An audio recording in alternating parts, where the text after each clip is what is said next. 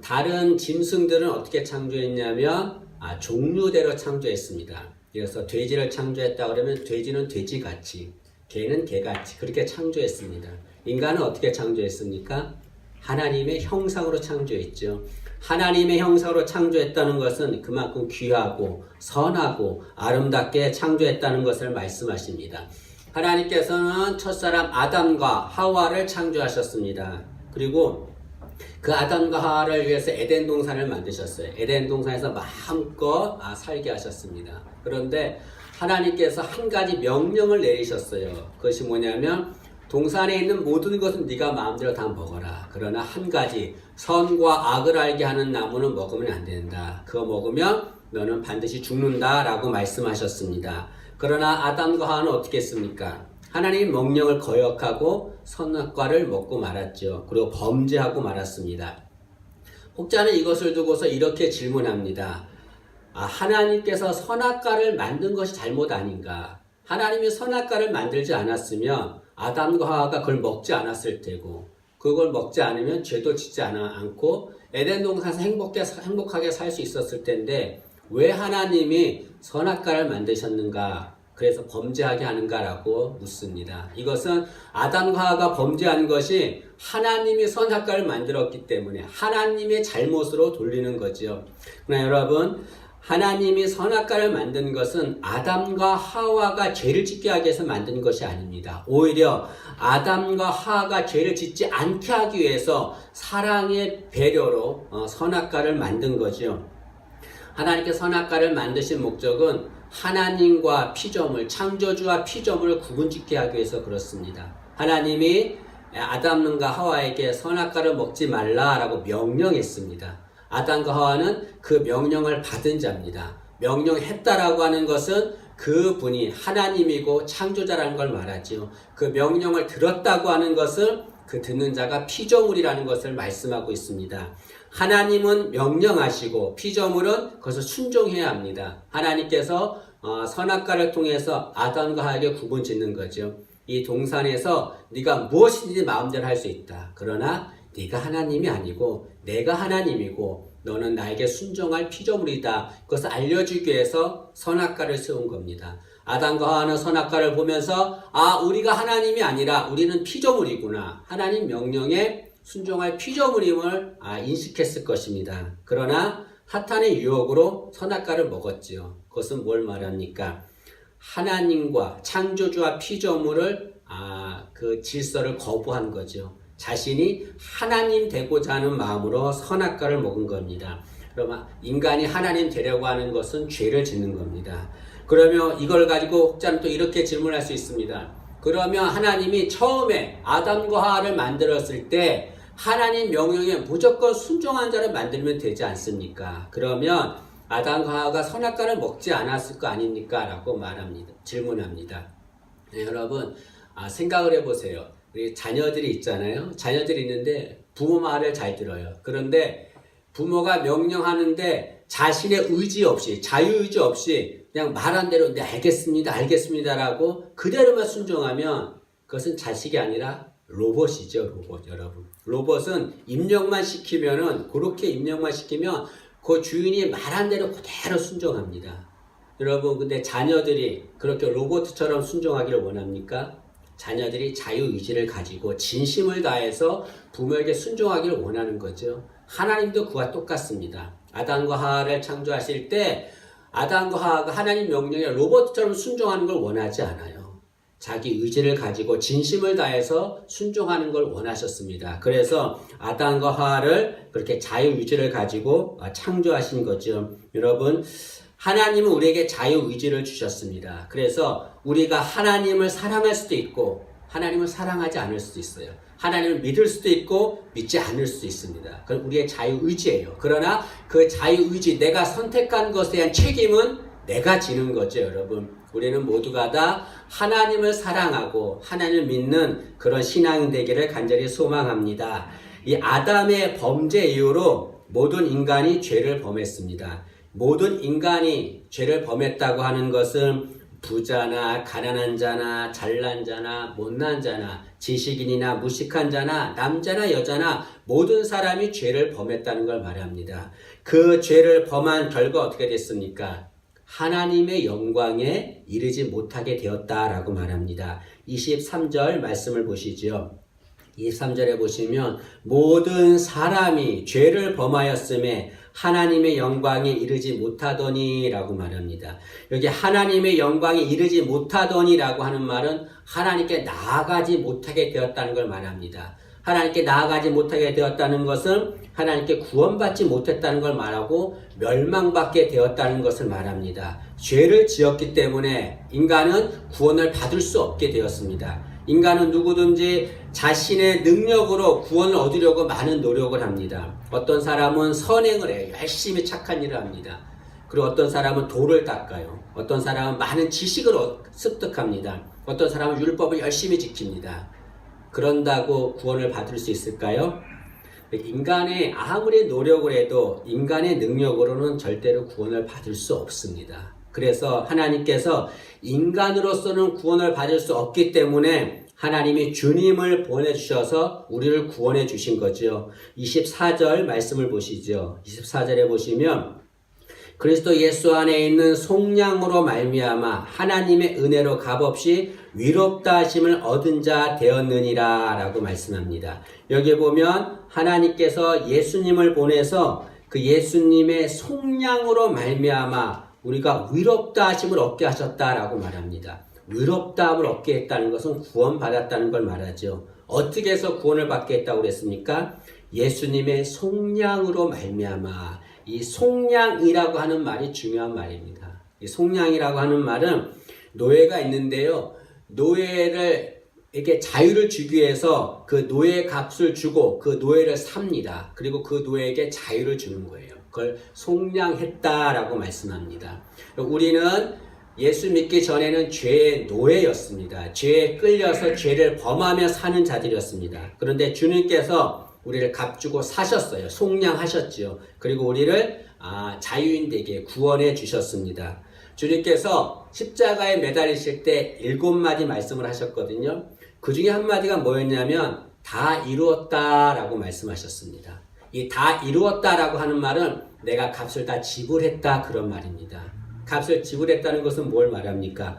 노예로 있던 우리를 주님께서 십자가에 죽으심으로 우리를 사셔서 우리를 자유케 하셨다. 구원해 주셨다. 그런 말이죠. 주님께서 속량하심으로써 우리는 구원을 받았습니다. 그런데 주님의 은혜로 우리가 구원을 받았지만 하나님께서 주님으로 인해서 우리가 구원받는데 그냥 구원받게 하지 않았습니다. 하나님은 주님이 우리를 그냥 구원하게 하지 않았습니다. 어떻게 하셨냐면 주님을 화목 제물로 세우셔서 우리를 구원해 주셨다라고 말합니다.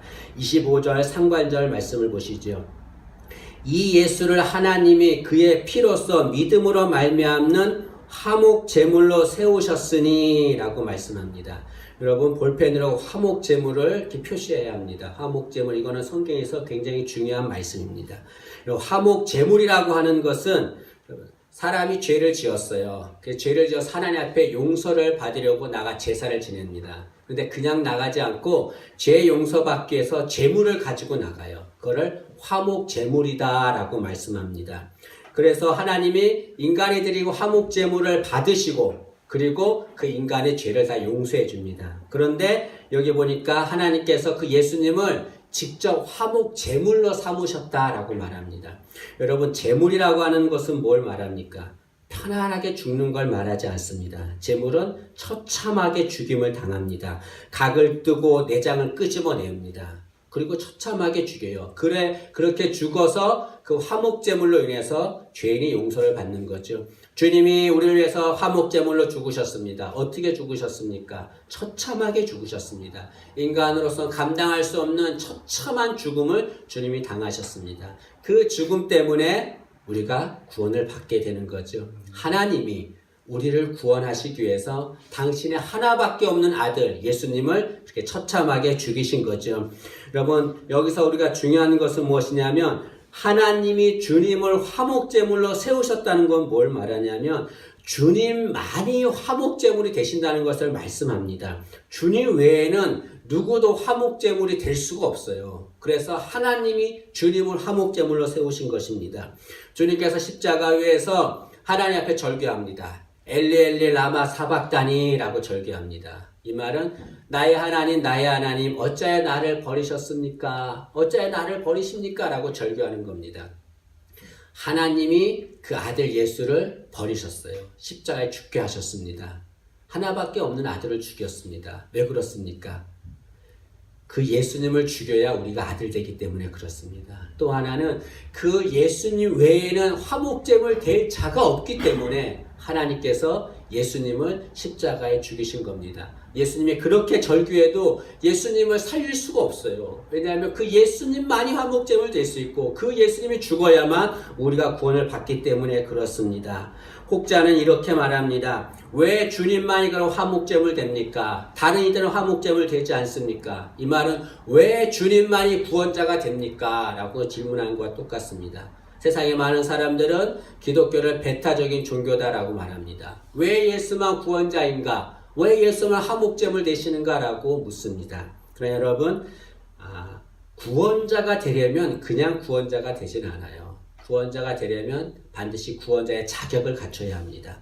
주님께서 우리의 구원자가 되신 것, 주님만이 구원자가 되신 것은 주님은 그 구원자의 자격을 갖추셨기 때문에 그렇습니다.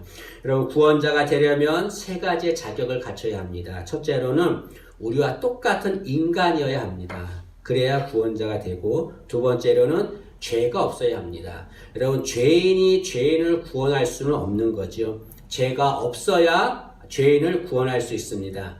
어떤 사람은 왜 부처는 구원자가 되지 않습니까? 왜 훌륭한 성인들 많은데 그 성인들은 구원자가 되지 못합니까? 라고 묻습니다. 왜 구원자가 되지 못할까요? 그들도 죄인이기 때문에 그렇습니다, 여러분. 죄인이 죄인을 구원할 수 없는 거죠.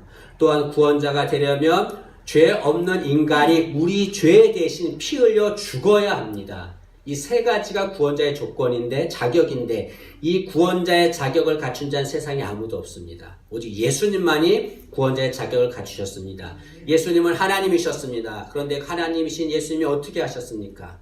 이 땅에 인간으로 오셨죠.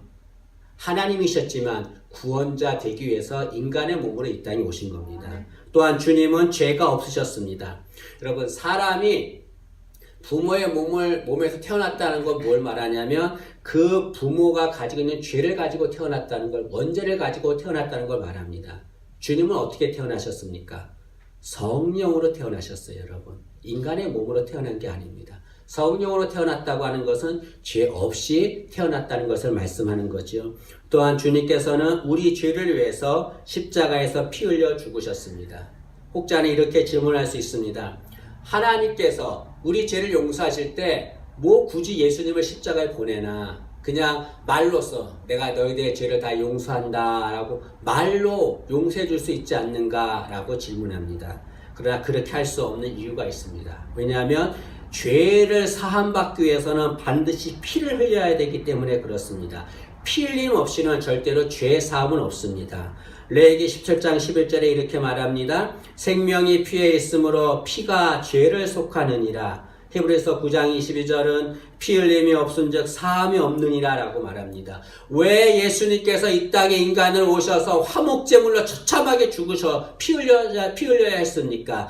예수님이 피 흘려 죽지 않으면 절대로 구원은, 죄 용서는 없기 때문에 그렇습니다. 오직 예수님만이 화목제물 되시고 그분만이 구원자 되세요. 그러나 그 주님이 피 흘려 죽으셔야만 우리가 구원을 받기 때문에 하나님께서 그 예수님을 화목제물로 세우신 거죠. 여러분, 주님의 보혈은 능력이 있습니다. 우리의 죄를 다 사할 수 있는 능력이 있습니다. 때문에 여러분, 우리는 늘 주의 보혈을 의지해야 됩니다.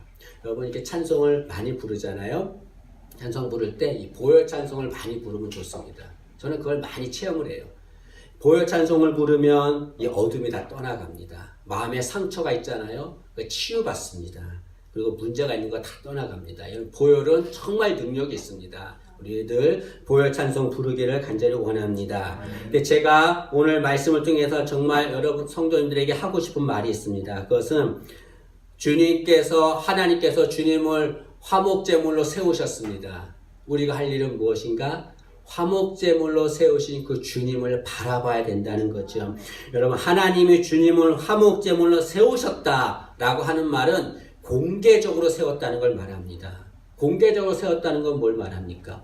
모든 사람들이 다 볼 수 있도록 세웠다는 걸 말하는 거죠. 하나님께서 예수님을 화목제물로 세우셨는데 어떻게 하면 구원을 받는가? 그 화목제물 되신 주님, 그 주님을 바라봐야만 구원을 받게 된다는 거죠. 여기 주님을 바라보라는 것은 주님을 믿으라는 것을 말합니다. 구원은 어떻게 이루어집니까? 구원자 되신 주님을 믿을 때만 구원이 이루어지는 거죠. 26절 말씀을 보시죠. 26절 보시면 곧 이때에 자기의 의로우심을 나타내사 자기도 의로우시고 또한 예수 믿는 자를 의롭다 하려 하심이라. 28절 말씀도 보시면 그러므로 사람이 의롭다 하심을 얻는 것은 율법의 행위에 있지 않고 믿음으로 되는 줄 우리가 인정하노라. 여기 보면 어떻게 하면 우리가 의롭게 된다고 그랬습니까? 예수님을 믿을 때 의롭게 된다고 그랬어요. 여기 예수를 믿는다고 하는 것은 예수님을 바라보는 것을 말하고 의롭게 된다는 것은 구원받는 것을 말합니다. 우리가 구원을 받으려면 어떻게 해야 됩니까? 화목제물로 세우신 예수님, 그 예수님을 온전히 바라봐야 되는 거죠. 여러분, 그 위자 있잖아요. 오를 위자. 그 위자가 한자로 보면은 그 양자 밑에 나자가 있습니다. 양은 예수님을 말하잖아요. 예수님 밑에 우리가 있는 걸 뭘 말합니까? 우리는 어떻게 해야 의롭게 됩니까? 화목제물 대신 예수님을 바라볼 때 우리가 의롭게 된다는 걸 말하죠. 어떻게 구원받습니까? 그 예수님을 바라보고 믿을 때 우리가 구원을 받게 되는 거죠. 이스라엘 백성들이 애굽에 나와서 가나안 가는 동안에 광야에서 하나님께 막 원망하고 불평했습니다. 애굽에 매장지가 없어서 우리를 이곳으로 보내는가? 우리를 광야에 죽게 하려고 이곳에 보내는가? 막 원망하고 불평했습니다. 하나님께서 그 원망하는 백성들에게 불뱀을 보냈어요. 불뱀이 백성들을 물었습니다. 그 불뱀에 물린 자들은 고통스러워했죠.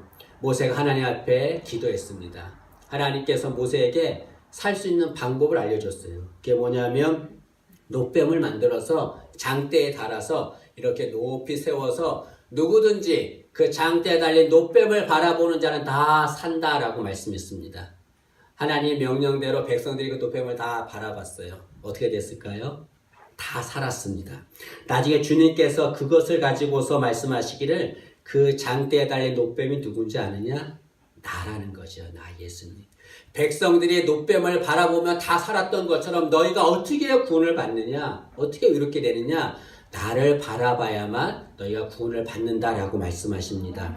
요한복음 3장 14절과 15절에 이렇게 말합니다. 모세가 광야에서 뱀을 든 것 같이 인자도 들려야 하리니 이는 그를 믿는 자마다 영생을 얻게 하려 하심이니라. 여기 그를 믿는 자, 그것은 그를 바라보는 자, 주님을 바라보는 자, 그 자는 어떠한 자든지 다 살게 된다라고 말씀하고 있습니다. 여러분, 주님을 바라보기를 원합니다. 우리의 화목제물 되신 예수님, 그 주님만을 바라봐야 우리가 의롭게 되고 구원을 받게 됩니다. 중요한 것은 그 주님을 바라볼 때 어떻게 바라봐야 됩니까? 집중해서 바라봐야 되는 거죠. 그리고 그분이 나의 주요 구원자임을 믿고 바라봐야 되는 거죠. 의심하지 않고 바라봐야 합니다. 주님께서 십자가에 매달리실 때 주님 옆에 양쪽에 두 강도가 있었습니다. 두 강도가 다 주님과 똑같이 매달렸기 때문에 주님 다 바라봤죠. 그런데 여러분, 한 강도는 구원을 받았어요. 한 강도는 구원을 받지 못했습니다. 똑같이 바라봤는데 왜 그렇습니까? 구원을 받지 한 강도는 주님을 조롱하면서 바라봤어요. 조롱했습니다. 한 강도는 주님이 구원자임을 믿고 바라본 거죠. 그 강도는 주님께 구원을 요청합니다. 주님, 당신 나라에 임하실 때에 나를 기억해 주세요 라고 요청했습니다. 그 요청을 듣고 주님이 어떻게 하셨습니까? 오늘 네가 나와 함께 낙원에 있으리라 라고 말씀했습니다. 바라볼 때 그냥 바라보는 것이 아니라 집중해서 그분이 나의 구원자이고 그분만이 나를 구원할 수 있는 분임을 믿고 바라볼 때 우리에게 구원의 역사가 일어나게 되는 거죠. 우리는 바라볼 것들이 많이 있습니다. 그러나 우리가 정말 집중해서 바라봐야 될 것은 주님이죠. 주님. 여러분, 여기 빛이 있는데요. 이 빛이 이렇게 퍼져 있으면 그냥 빛만 밝힙니다. 이 빛이 한 곳에 집중하면 레이저가 돼요. 그 레이저가 힘을 발휘하면 어떤 힘이 발휘하냐면 한 건물을 폭파시킵니다, 여러분. 그냥 바라보지 말고 집중해서 주님을 바라볼 때 우리에게 구원의 역사가 임하게 될 줄로 믿습니다. 여러분, 화목제물로 십자가에 매달리신 그 예수님, 왜 주님이 매달리셨습니까? 우리를 사랑하셔서 우리를 구원하시기 위해서 매달리신 거죠. 그 주님을 바라보라는 거, 우리를 향하신 그 주님의 사랑을 바라보라는 거죠. 주님이 우리를 어떻게 사랑하시는지, 우리를 사랑하기 위해서 어떻게 죽으셨는지 그 주님 바라보라, 그걸 말씀하고 있습니다. 오늘은 종려주일입니다. 종려주일은 주님께서 예루살렘에 나귀를 타고 입성하실 때에 백성들의 종려나무까지 흔들면서 호산나 호산나 구원해 주세요 구원해 주세요 외친 것을 기념하는 겁니다.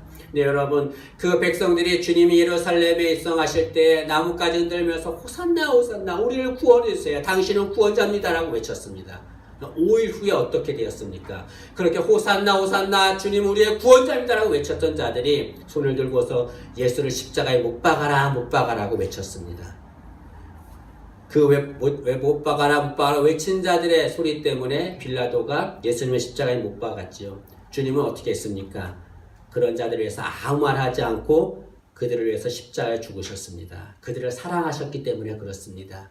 주님을 바라보라는 것, 그렇게 백성들을 사랑했던 주님, 그 주님의 사랑을 바라보라, 그런 말이지요. 우리를 사랑하셔서 화목제물 되신 주님, 그 사랑의 주님 우리는 바라봐야 합니다. 찬송가 150장은 갈보리 산위에라고 하는 찬송가입니다. 거기에는 이런 가사가 있습니다. 최후 승리를 얻기까지 주의 십자가 사랑하리, 빛난 면류관 받기까지 험한 십자가 붙들겠네. 여러분, 주의 십자가를 사랑하고 주의 십자가만을 붙들어야 된다라고 말씀하고 있습니다. 이 가사처럼 우리 주님만을 바라보고 그 주님만을 붙든 우리 되기를 간절히 원합니다. 주님 우리를 구원하시려고 화목제물에 말없이 화목제물 되셔서 십자가에 죽으셨습니다. 그럼에도 불구하고 우리가 그 주님을 바라보지 않는다면 주님의 마음이 얼마나 아프겠습니까? 내가 너를 구원하려고 십자가에 못 박혔다. 너를 구원하려고 화목제물 됐다. 그럼에도 불구하고 왜 나를 바라보지 않느냐? 바라보면 구원받고 사는데 왜 나를 바라보지 않느냐? 라고 주님께서 마음 아파하실 것입니다. 여러분, 화목제물 되신 주님, 그 주님만을 온전히 바라보며 위롭게 되는 우리 되기를, 우리의 모든 문제가 치유받는 역사가 나타나기를 간절히 소망합니다. 기도하겠습니다. 주님, 은혜를 감사합니다. 우리 화목제물 되셔서 십자가에 죽으신 주님을 찬양하며 일생 동안에 그 주님만을 바라보며 살 수 있는 저희들에게 은혜를 주옵소서. 감사드리며 예수님의 이름으로 기도합니다.